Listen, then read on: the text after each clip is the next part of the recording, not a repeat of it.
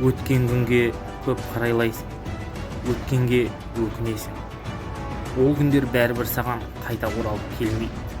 Сен қанша өкінсең де, жыласаң да, Тәңірге жалбарынсаң да, өткен күнің қайтып келмейді. Ол үшін жылап, қайғыға батып, мұңға батып, өзіңді қоғамнан аластатудың ешқандай қажеті жоқ. Уақытты кері қайтара алмайсың. Бұл өмірдің заңдылығы. Сенің өзгеретін сәтің келді.